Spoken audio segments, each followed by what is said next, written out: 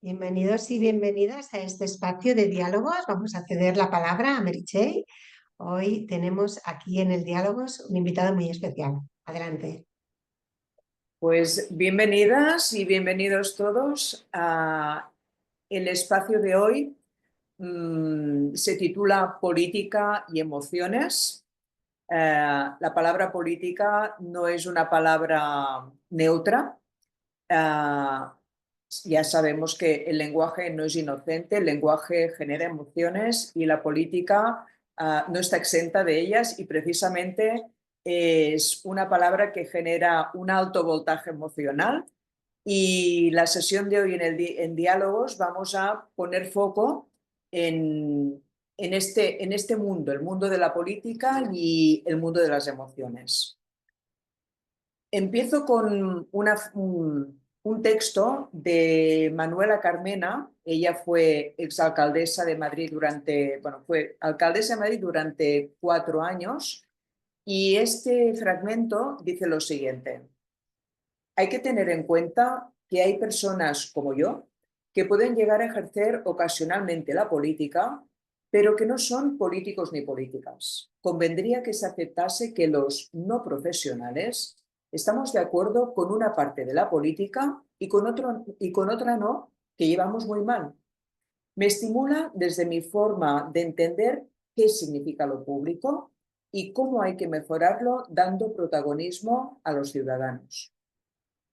Esa sensación que resumo en quererse, en hacer saber que la vida de los otros importa. Debería ser una cualidad exigible a todas aquellas personas que se dedican a lo público. Estos fragmentos están extraídos del libro de Manuela Carmena titulado Imaginar la vida, 4 décadas transformando lo público. Hoy en nuestro espacio de diálogos tenemos a Valentí Junyent hablando de política y emociones. ¿Quién es Valentí?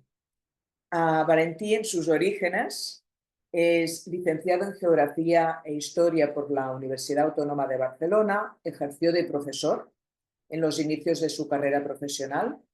Gran parte de su experiencia profesional aparece vinculada al mundo del deporte.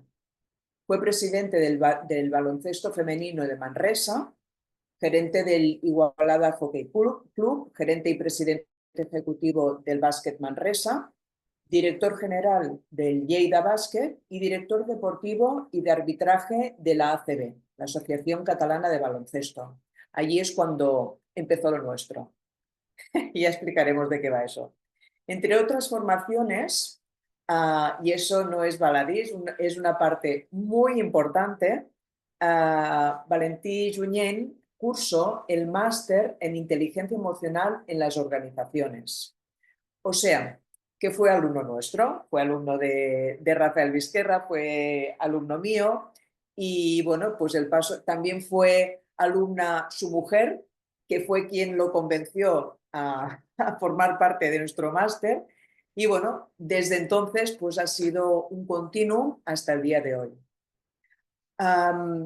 La última parte, y de alguna forma también es lo que explica que Valentí esté hoy aquí, es que, bueno, pues fue alcalde de Manresa, regidor de Hacienda y Presidencia y diputado de la Diputación de Barcelona. Valentí, ¿qué te lleva a relacionar política y emociones? Bueno, me ha parecido, muy buenas tardes a todos, a todas y a todos. Me ha parecido un acierto empezar con esta cita de Manuela Carmena, porque yo me siento muy identificado en este concepto de que yo no he sido político profesional. Yo he ejercido durante 9 años la alcaldía de Manresa y he estado un total de 12 en la vida pública, pero no me siento político de profesión, porque de hecho llegué independiente a la vida política y me he ido independiente aunque haya habido una formación política que me ha facilitado el hecho de poder estar de cabeza de lista de un grupo político en Manresa. La frase de Manuel Carmena resume un poco la sensación que tenemos los ciudadanos que hemos optado a participar de la política y no somos o no hemos sido políticos profesionales.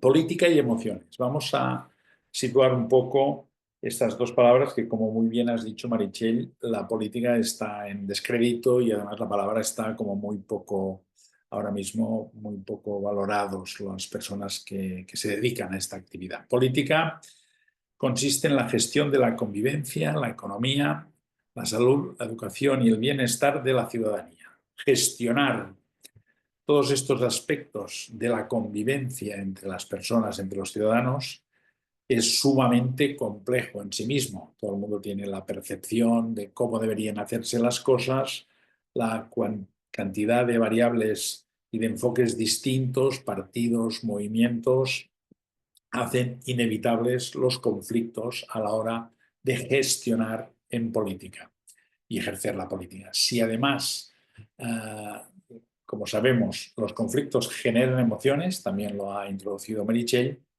las emociones están en el origen de muchos conflictos, pues surge la otra palabra que lleva el título de la charla de hoy, del diálogo de hoy, que es emociones.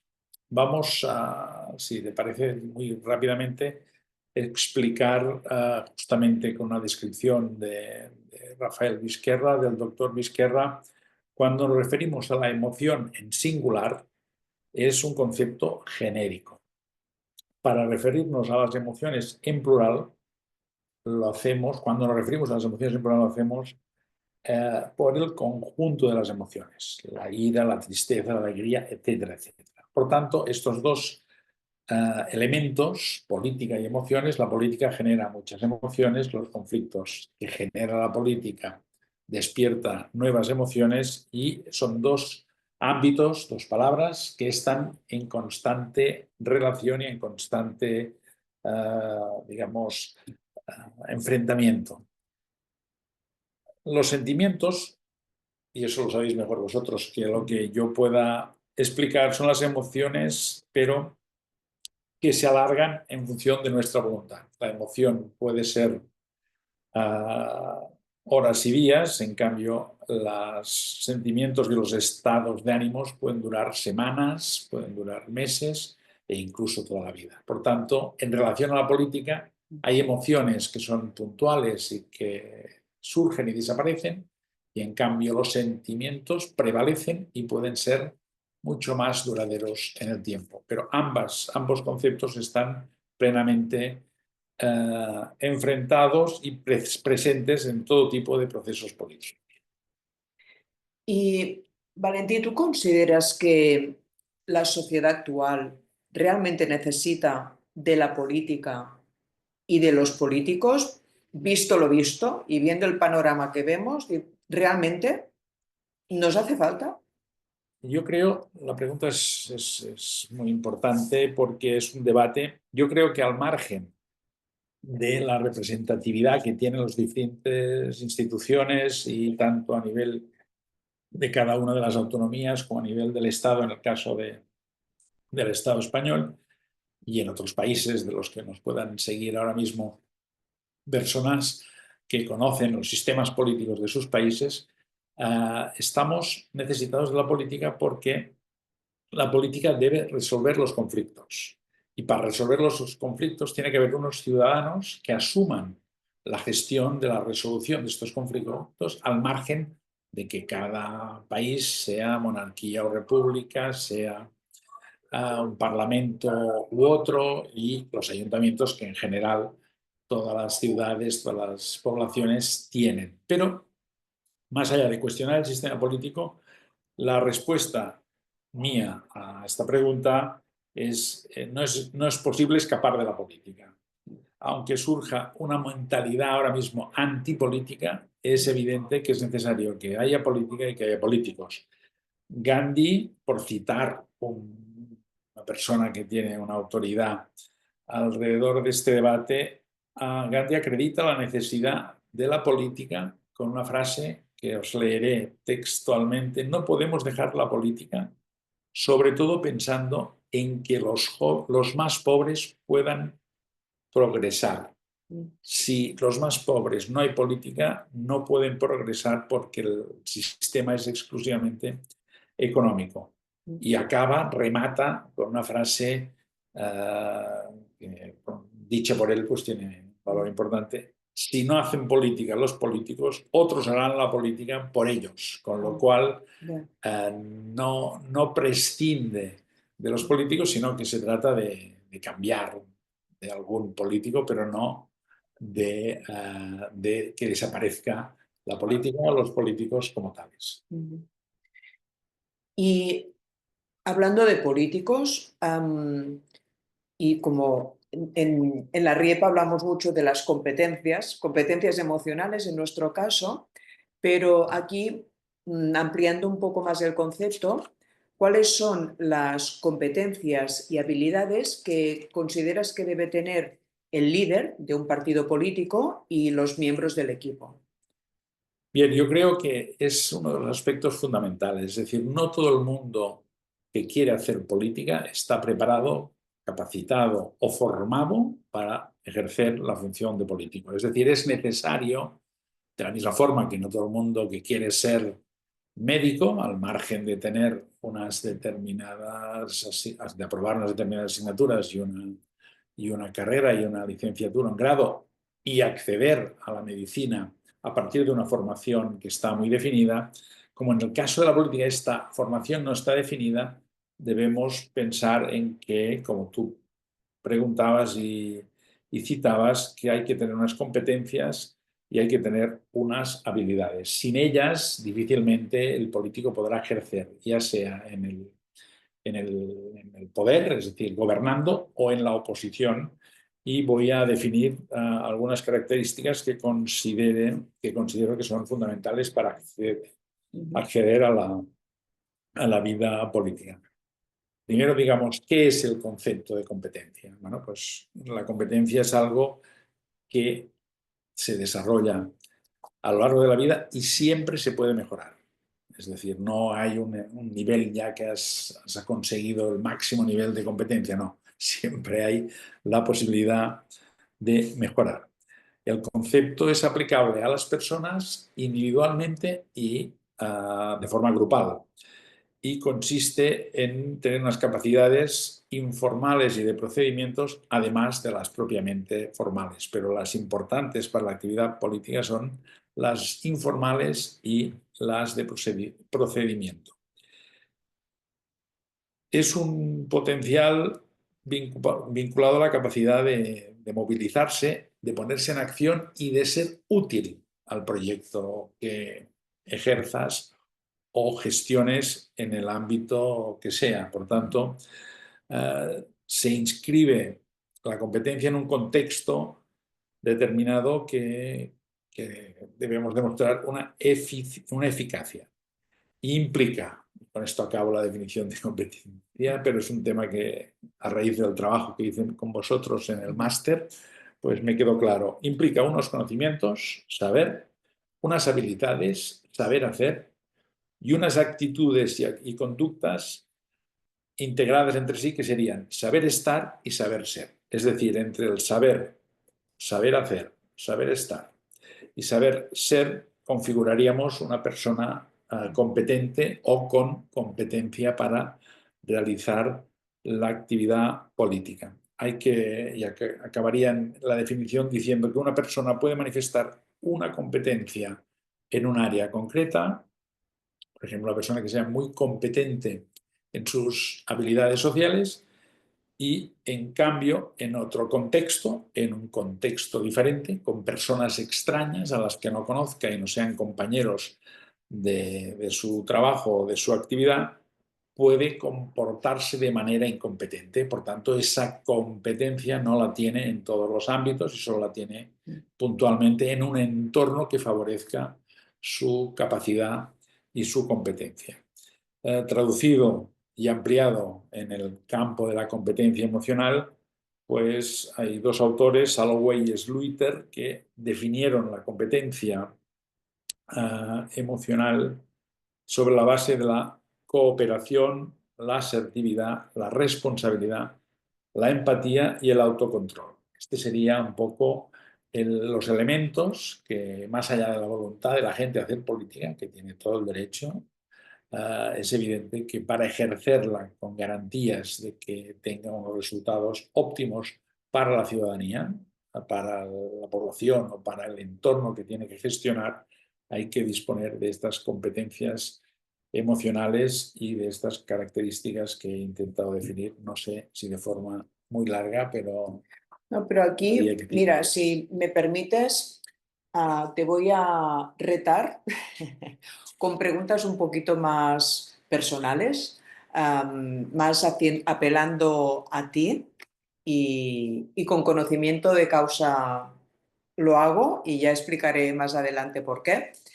En tu caso, Valentín, cuando tú estuviste todos estos años, que fueron bastantes, como alcalde de una gran ciudad en Cataluña, ¿cuáles consideras que fueron para ti, como Valentí Junyent, competencias clave para sostener todo ese periodo con la presión que en algunos momentos estuviste sosteniendo, para sostener, por ejemplo, el balance vida personal, vida profesional, que no es nada fácil porque vives en tu ciudad y a la que sales por la calle te encuentras a la vecina que va a la panadería, se encuentra contigo, que eres el alcalde, y claro, es que te conoce de toda la vida, ¿sabes? Entonces, esa parte de anonimato, desde luego, durante muchos años lo pierdes. Entonces, ¿cómo se sostiene eso sin morir en el intento? Bueno, yo creo que hay una cosa que es fundamental, es tu familia, tu pareja, la forma en que afrontas esta etapa, sabiendo que es una etapa temporal, no puede ser planteamientos, 12 años son muchos, pero primero fueron 4, luego ganamos otros 4, luego empatamos y con el mismo número de concejales que otra formación política gobernamos en coalición. Por tanto, los 12 años fueron renovados cada 4 y con diferentes estatus. A la pregunta que tú me haces de cómo llevas, si no tiene la familia clara la posición, y en este caso mi mujer Rosa tuvo muy claro desde el principio que me ayudaría y así lo ha hecho y así lo hizo, es una presión que, más allá de la acción política, repercute en tu familia, la más inmediata y la no tan inmediata, pero que tiene, pues, que mi hermano, mi cuñado, gente próxima a la que le buscan para que llegar a ti con esto de los lobbies, que queda muy bonito, que parece que es una cosa que solo está organizado y permanece bajo determinadas entidades o determinadas asociaciones. Esto es así, pero además están los lobbies de cada uno, que lo que pretende es que su calle pues esté súper limpia, legítimo, esté súper fácil de aparcar, súper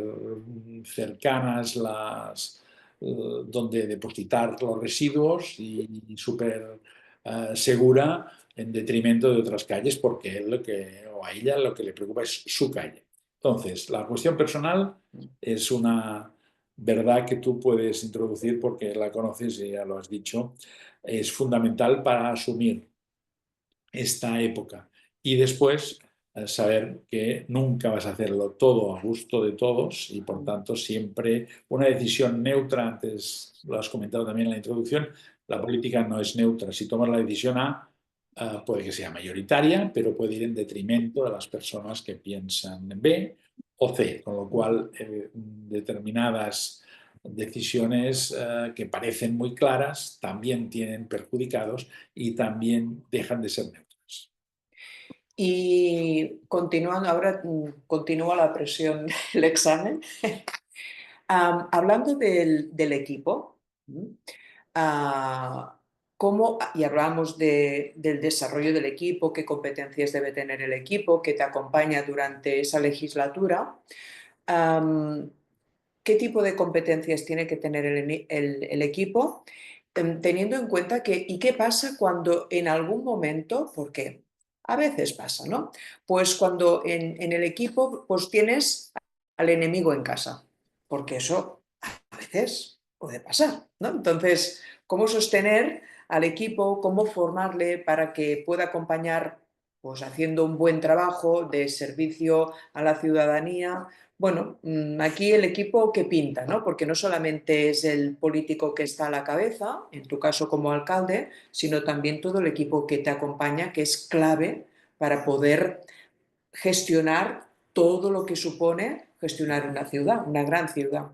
Yo creo que has dicho las dos palabras que para mí son más importantes. Una, y he tenido suerte de tener muy buenos equipos, y el eje de los equipos con los que he trabajado pues han sido el mismo. En muchos casos, algunas de las personas han permanecido desde el inicio hasta el final.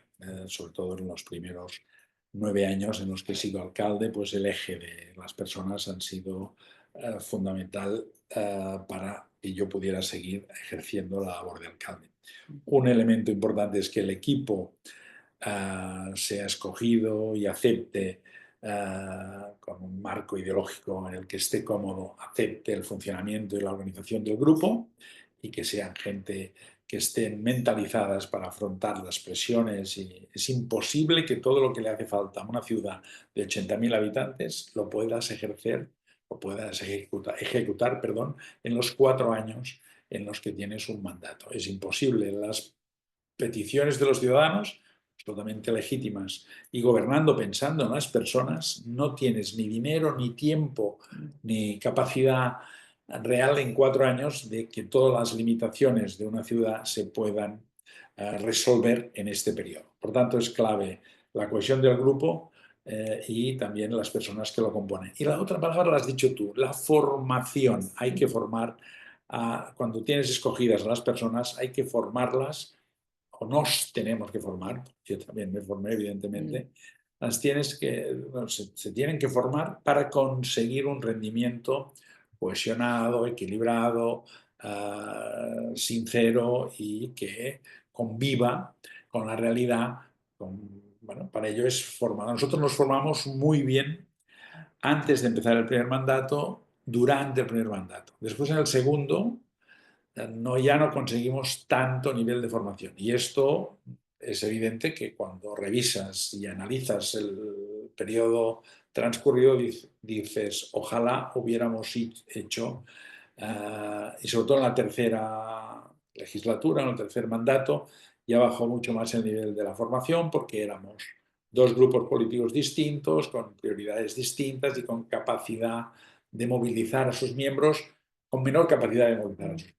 Pero la formación ¿Y qué es pasó fundamental. en la segunda? O sea, quizás ya os sentíais como más fuertes para no necesitar... El día a día desborda las previsiones, y seguramente las situaciones personales de la gente cambian. Es decir, puede una persona empezar en la primera legislatura con una disponibilidad de tiempo y familiar determinada, y al cabo de 4 años, la evolución le ha llevado a otra situación que le es más difícil librar 2 días de un fin de semana, o simplemente el día a día no te permite que durante el fin de semana pues te cierres 48 horas. Si antes, en el primer mandato, nos reuníamos todos los miembros 48 horas absolutamente aislados, en la segunda pues ya si conseguíamos 24 horas ya era... Pero es necesario, porque rinde más el grupo, funciona mejor el equipo y se consiguen más cosas para la ciudad, que es lo que realmente es importante. La ciudad y los ciudadanos y las ciudadanas, que son los que la acción se hace pensando en mejorar la vida de ellos. Y después otro tema que a mí me despierta esa curiosidad, ¿no? Interés, es también el tema, la oposición y los medios de comunicación.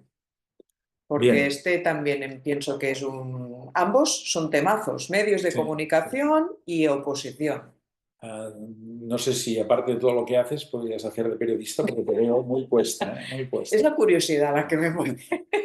Mira, la oposición es como todo. Hay gente que prioriza conseguir cosas para la ciudad y, por tanto, ayuda, colabora para conseguir consenso en determinados temas, y esa es una oposición constructiva y que valoras y que agradeces al final de los procesos, ya sean al cabo de 4 años o con una perspectiva de tiempo mayor ahora que he hecho un libro y he intentado cerrar, al menos por mi parte, la etapa política. De oposición hay gente que prioriza que la ciudad mejore y prioriza las actuaciones que se pueden hacer consensuadamente, y aquellos que solo piensan, aquella oposición que solo piensa en las próximas elecciones, que son al cabo de 4 años o de 2 o de 3, en función del momento en que se tiene que conseguir el consenso. Por tanto, es muy importante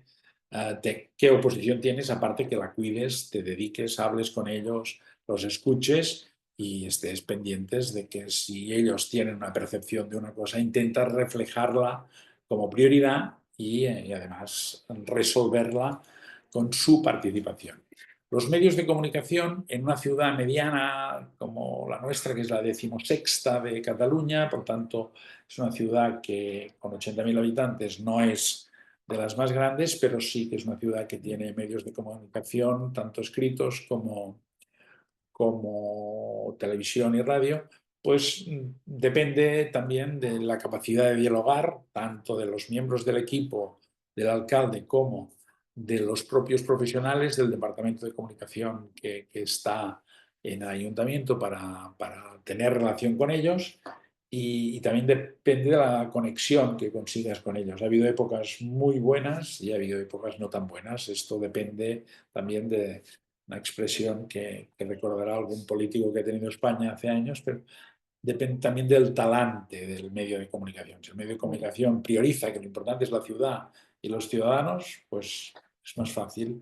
No, con el mismo nivel de transparencia, con el mismo nivel de relación, con la misma voluntad de compartir la información, pero si tiene o no tiene predisposición a conseguir que la prioridad sea los hechos, las acciones que se hacen, y no cuestionar o procedimientos, siempre con toda la información sobre la mesa. Y en ese sentido, si tú, por ejemplo, no sé, yo me imagino, ¿no? Como muchos por la mañana nos despertamos, ponemos la radio, leemos las noticias en el periódico y bueno, pues siendo alcalde, pues también empiezas a escuchar la radio, quizás la local, y escuchas algo que dices, ¿eso? O sea, es que esto es mentira. O lees el periódico, una noticia donde se está transmitiendo una noticia distorsionada, con una lectura para que sea malinterpretada. Eso ya de buena mañana, o sea, acabas de poner los pies en el suelo. Eso, yo no sé si en tu caso lo hacías así o no, pero si pasa, ¿qué haces? Porque es como que ya te estropea ya el día de buena mañana. ¿Qué se hace con este tipo de situación? Yo diría que dos cosas. Una, la primera, yo no leía, mi mujer me filtraba aquellas informaciones antes de empezar a rodar el día, es decir, con el periódico, por ejemplo, o con algún otro medio, con la radio, y la reacción para mí nunca tenía que ser, la clave es no ser inmediata. No puedes reaccionar sin tener a tus profesionales, a los responsables del área de comunicación del ayuntamiento, tanto los de confianza como los profesionales que seguirán cuando haya otro alcalde y seguirán cuando haya otro equipo de gobierno. Esta es una cosa, no hay que reaccionar con inmediatez. Y dos, que cuando se tome una decisión para aclarar una información que no ha sido suficientemente contrastada o poco creíble o no sería exactamente como se explica, pues intentar convencer a la otra parte que es muy importante la difusión que hacen ellos, porque el ciudadano tiene sus problemas, su vida, y no tiene por qué saber si la información es o no es cierta o es del todo cierta. Por tanto, hay que contrastar y aportar información si no es la correcta.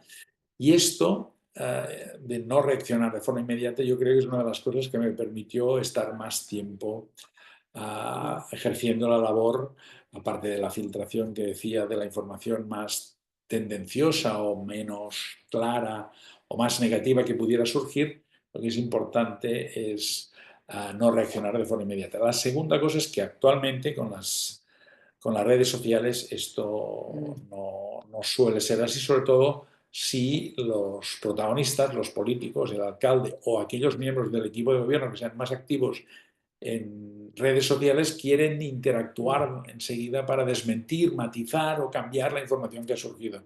Yo creo que por suerte, yo las redes solo tenía lo indispensable y me lo llevaban los profesionales de la casa, y ahora esto, aparte de que genera en algunos casos muy buena presencia y una presencia muy constante del político, tiene la dificultad que acción-reacción puede complicar la resolución del conflicto. Para mí lo prioritario no es que lo sepa todo el mundo en todo momento, sino que se resuelva el problema y se resuelva bien para los ciudadanos y para la ciudad.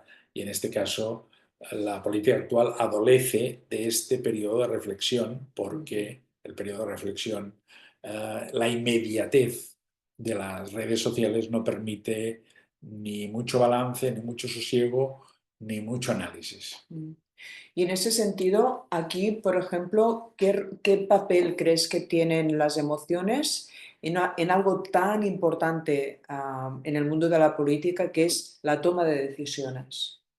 Bueno, las emociones son claves en ambos ámbitos, en el de los ciudadanos, que pues deciden apoyar o no apoyar determinadas medidas o determinados candidatos en función de la sensación que tienen alrededor de determinados temas, y también en los políticos que actúen de forma inmediata a partir de un clima emocional determinado. Es decir, en las ciudades como en los países se generan climas emocionales que a veces están sustentados por el apoyo de las personas y con suficiente conocimiento de causa y con suficientemente acreditados. Es decir, ahora mismo en España pues hay un debate sobre si hay que alargar o no la vida de las nucleares. Este es un tema crucial, sustancial e importante para disponer de electricidad y garantizar pues, que la peligrosidad de las centrales nucleares esté reducida a la mínima expresión. Este sería un aspecto que no se puede hacer en un contexto en el que, digamos, que el clima emocional, la carga emocional sea ya de entrada muy negativa. Tiene que poderse hacer sin emociones una detrás de la otra y reaccionando inmediatamente. Después hay cuestiones, cuando hay un accidente, una desgracia, o coincidimos nuestra última etapa con la pandemia. Es evidente que la pandemia, el tramo que me tocó gestionar, el tramo inicial que me tocó gestionar en el año 2020, pues este tramo no está en ninguna planificación, no tienes ningún tipo de previsión, ni un planteamiento previsto previo, y tienes que reaccionar sobre y las emociones de la gente son como las del propio político, son inmediatas, sorprendentes,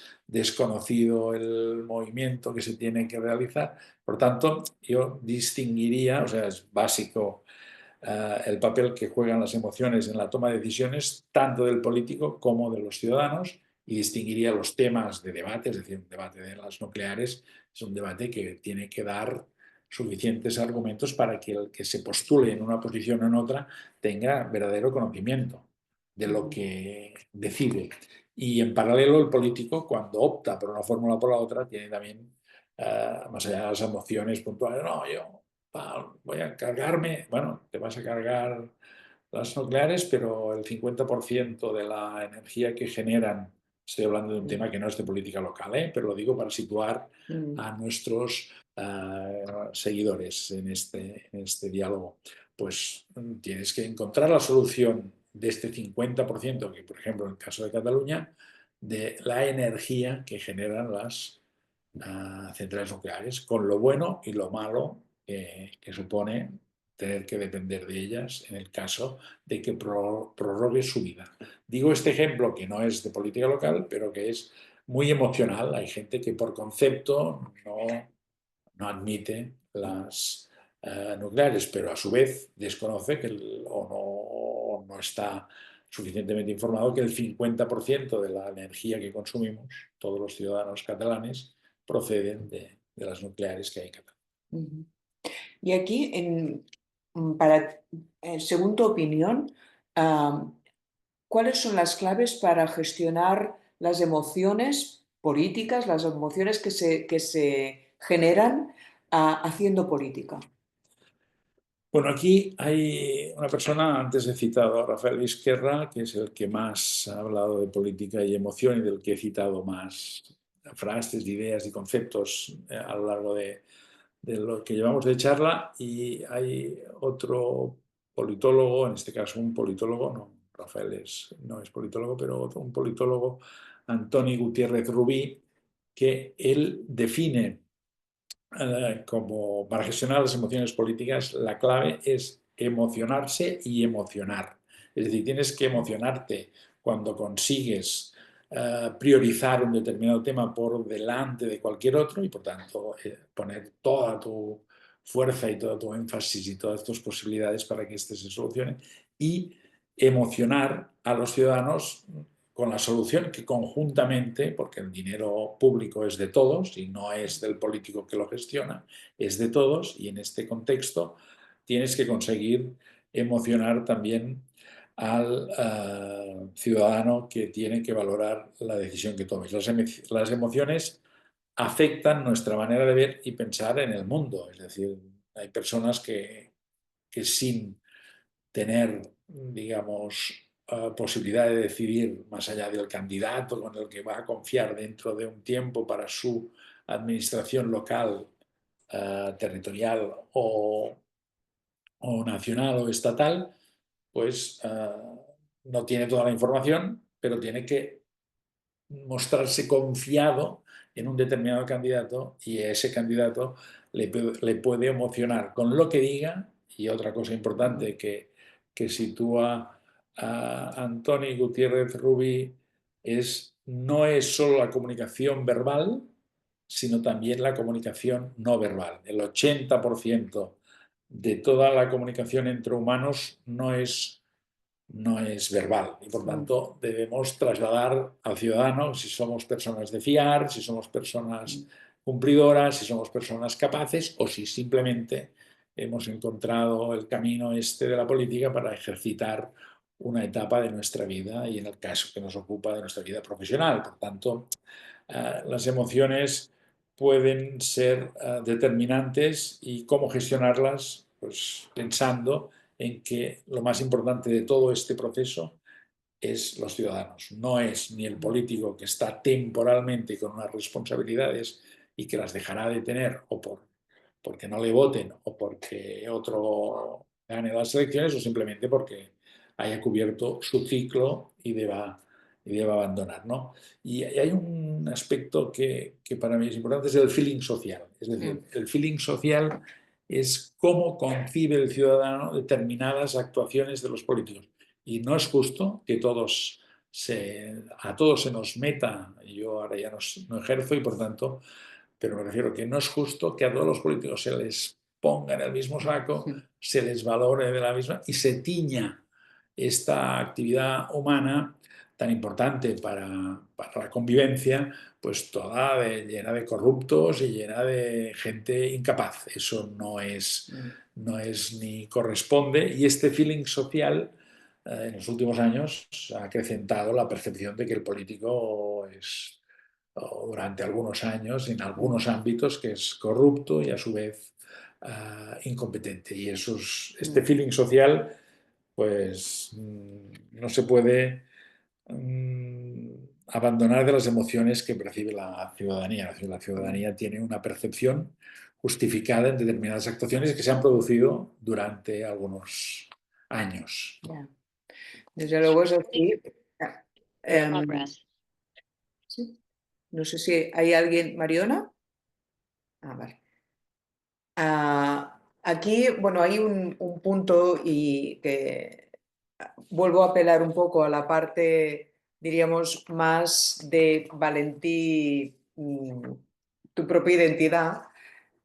Nosotros nos conocimos cuando tú estabas cursando el máster de inteligencia emocional en las organizaciones, ¿no? A raíz de que tu mujer te animó porque ella también lo había hecho como alumna.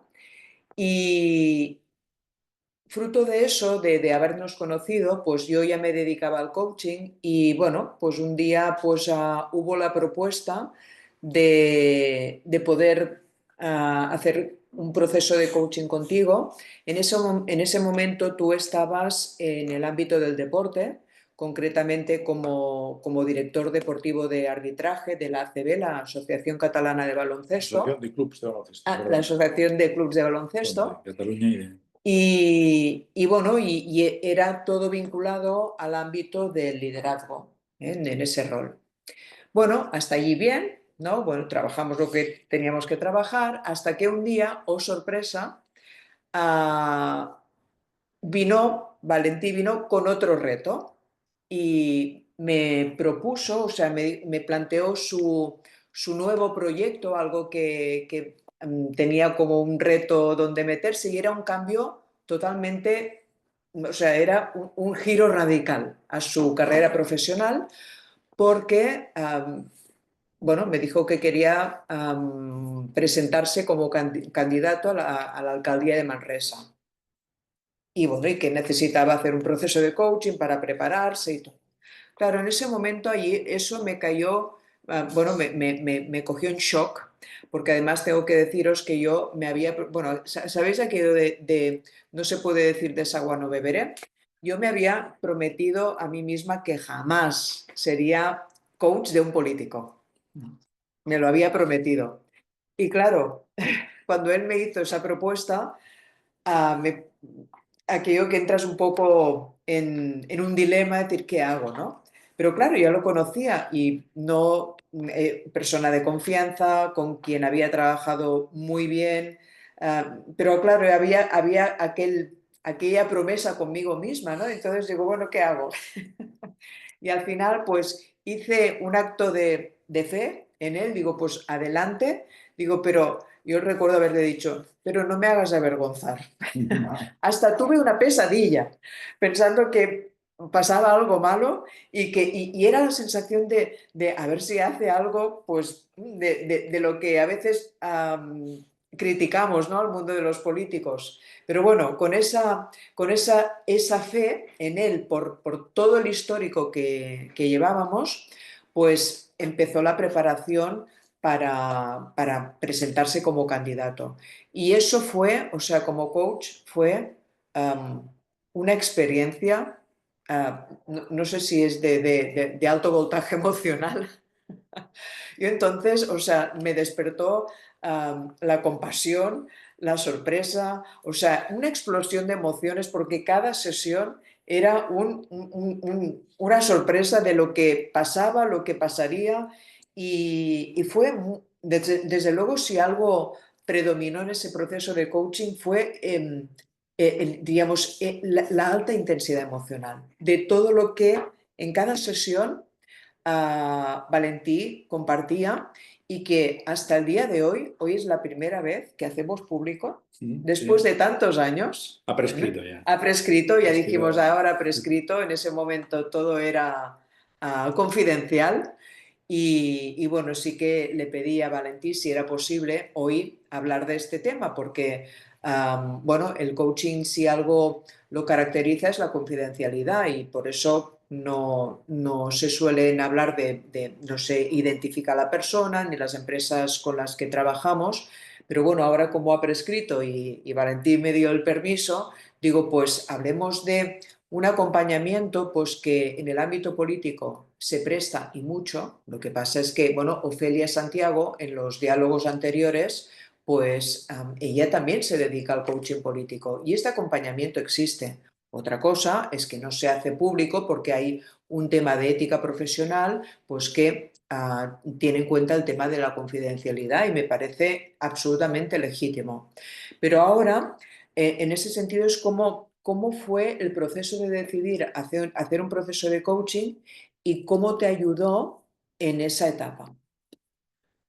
Pues yo creo que como en tantas otras cuestiones en relación al bienestar personal, de la misma forma que acudes siempre a cargo del propio titular, nunca a cargo de la administración, lo digo porque ha habido... Eso es verdad, ¿eh? Ha habido en este caso, pues tampoco es un buen ejemplo citar a determinados políticos que han cargado las facturas de su gimnasio, de su coach No, Valentín lo en la hizo de su administración. bolsillo, ¿eh? Doy fe de ello. No, pero no quería irme por las ramas, sino lo que es importante es cuidar el bienestar personal para ser el máximo, conseguir el máximo rendimiento de ti mismo. Y este cuidar del bienestar personal, que yo lo establezco en mi libro en una de las 10 cosas que aprendí cuando estuve en la política, el decálogo de aprendizajes personales, cita el 10º, cuidar del bienestar personal, tanto físico como emocional, como espiritual, cada uno con sus creencias o con sus hábitos.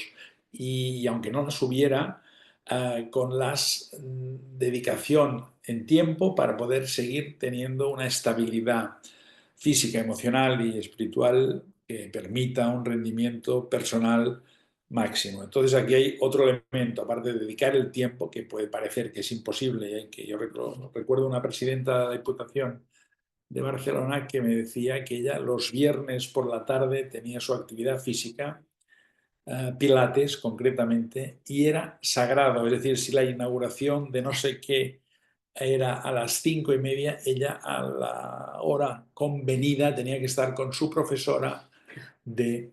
Pues eso es lo mismo cuando tienes un acompañamiento de coaching, como fue tu caso, y muy al principio adquirió una relevancia porque yo entraba en un mundo que desconocía y fue importante el trabajo que pudimos hacer conjuntamente. Para este cuidado del bienestar personal, también como otras cosas, es importante los profesionales que eliges, es decir, no...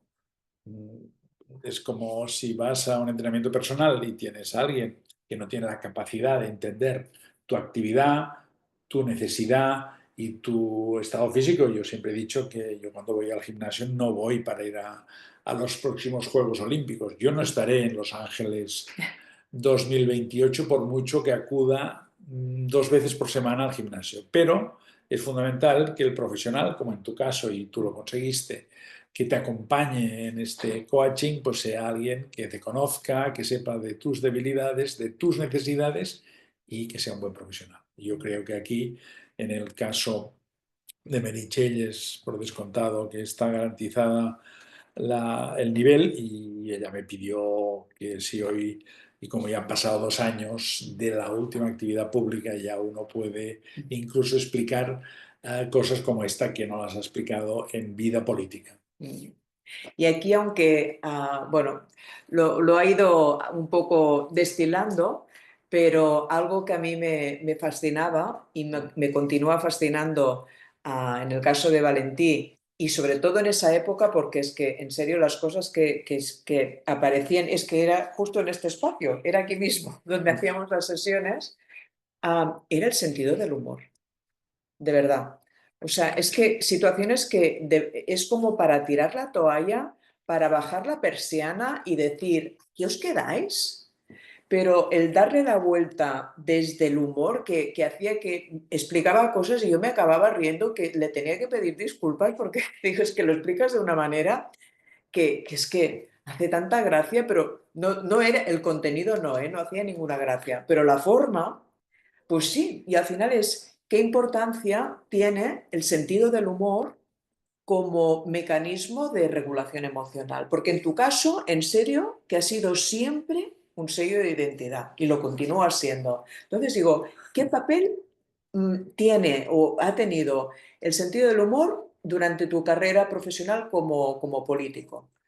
Bueno, es una válvula de escape, para mí es una válvula de escape, porque cada uno magnifica sus problemas, es decir, cada uno tendrá el mismo problema que otro, pero lo vivirá de forma distinta. Sus emociones son distintas a la hora de afrontar el problema. Y yo necesito el humor como válvula de escape y en este sentido, pues cuando tienes que gestionar los recursos que son de todos, los recursos públicos, no puedes digamos que ni menospreciar ninguna opinión, ni desatender ningún ciudadano o ciudadana, ni dejar de valorar con una perspectiva global las decisiones que tomas. Entonces, para mí el sentido del humor pues me sirve como válvula de escape, o me servía más cuando estaba en la actividad política.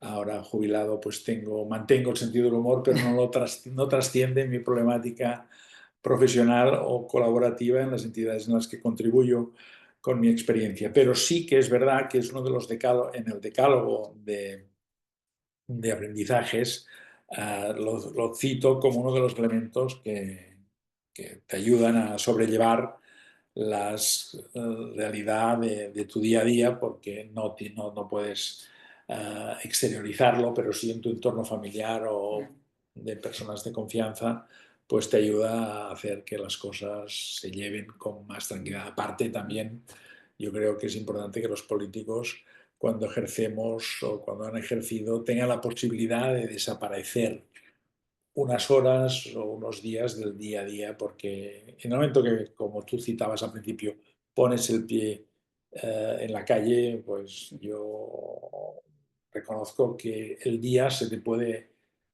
girar cuando ves que la fuente que hay en tu calle no funciona, y es en los meses que tiene que funcionar y dices, bueno, ¿esto qué pasa? Pues no porque sea tu calle, porque esto puede pasar en cantidad de calles y sobre todo en épocas de cuando hay sequía, pero si es por un fallo mecánico, pues es evidente que tienes que tomar medidas y responder a ello. Para eso es importante disponer de buenos profesionales que te acompañen y de unas horas y de unos días de vez en cuando que permitan hacer este break en medio de toda la vorágine que es constante y que además se inicia con esta frase que introduce cualquier problema. Ahora que te veo, quisiera comentarte que, y entonces eso da pie, si es una persona próxima y quieres serlo, y escuchando como tienes que hacer, porque es tu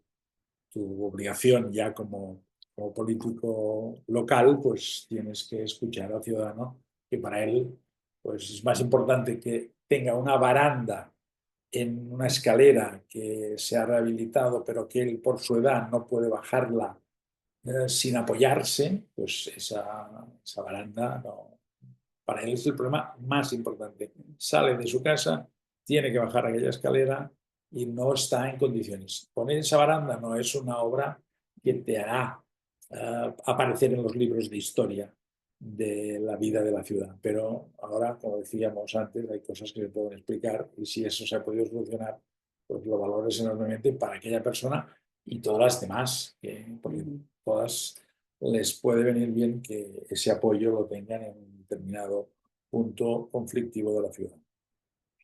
Y ya para terminar, Valentín, ¿cómo ves el futuro de la política? Bueno, esta yo creo que es la pregunta más difícil de contestar por mi parte, porque yo he vivido en un determinado entorno la política local, la he conocido y he intentado analizarla y proyectarla hacia el futuro. Actualmente todos los políticos y los grupos políticos saben que el contexto comunicativo, informativo es distinto al que había. Yo no estaba en redes sociales, estaba lo justo, lo que procedía por el cargo y lo que llevaban los compañeros de comunicación, y por tanto yo no directamente abordaba todas las actividades que me... Sí, gracias. Pero no podía pensar que ahora serían tan importantes las redes sociales. La cultura de la red ahora mismo es el nuevo poder, es decir, a partir de la presencia en las redes sociales, a partir, esta frase no es mía, es de Antoni Gutiérrez Rubí, y es una frase que creo que resume mucho la actual situación de los políticos. La cultura de la red es el nuevo poder. Y el que era el cometido fundamental del político local, que era trabajar por el bienestar de sus ciudadanos y la convivencia de los mismos, ese era el doble objetivo de un buen ADN de la política local, ahora se incorpora el de comunicar bien y comunicar inmediatamente a partir de la posibilidad de que las redes puedan cambiar la dinámica de una parte de la ciudad, de una serie de ciudadanos o determinados problemas que vayan surgiendo. Por tanto, aunque creo que los ciudadanos votarán cada vez más lo que sienten y no lo que piensen, lo que sientan, es evidente que esta relación es mucho más inmediata, mucho más, digamos, ionívoca y permite que los impactos lleguen de forma muy distinta, más allá de las fake news, del chat GPT y de la inteligencia artificial. El ciudadano quiere interlocutar con sus representantes y en esta etapa la red juega un papel y yo sinceramente desconozco cómo se puede acotar, cómo se puede modular y cómo se puede, digamos, conseguir que no incida tanto en el día a día lo que surge con verdad o sin verdad en algunos casos en las redes sociales. Aquí, como todo, al final estamos en proceso de aprendizaje y vamos en plan, bueno, aprendizaje-error, porque no es de otra forma que estamos aprendiendo. Y bueno, pues no sé si por parte de, no sé, está Susan, Ileana, queréis preguntar algo a Valentía, aprovechando que estáis aquí. Si hay alguna duda, alguna idea que queráis compartir. Yo me quedaría, si me Sí. permites, una idea que tampoco es únicamente una idea que a mí me guste, como has empezado con una cita de Manuela Carmena, en la que me siento plenamente identificado. Hay otra que es del exalcalde de Sant Cugat, población próxima a Barcelona, Lluís Recoder, que dijo que la buena gestión de lo que es de todos, de los recursos públicos, es una idea que tenemos que incorporar definitivamente a nuestra cultura política. No es mejor político el que gasta más de lo que tiene, sino que el que gasta lo que tiene bien y como valor relevante e inexcusable gestionar bien la relación cantidad de dinero invertida, beneficio obtenido para la ciudad y para la ciudadanía y a su vez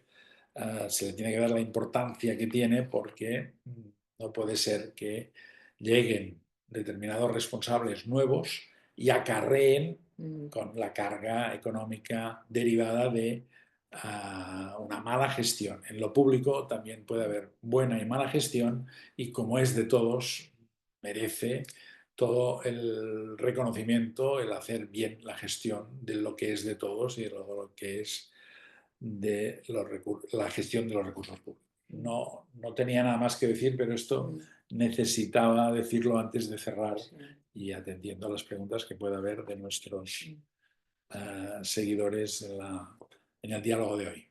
Es decir, buena gestión y buen liderazgo, ambas. No es esto o lo otro, porque a veces es un buen político, es un buen gestor o es un buen líder. No, es que tiene que ser ambos, un buen gestor y un buen líder, ambos. No es una disyuntiva, tienen que ser ambos. Totalmente de acuerdo.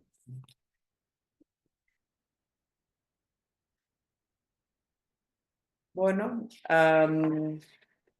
no sé si hay alguna duda, algo que queráis preguntar. Como os veo los nombres, Susana, os menciono, pero no sé si hay algo que queráis comentar y si no, pues ya procederíamos. Vale. Procederíamos a cerrar. Gracias, Ileana.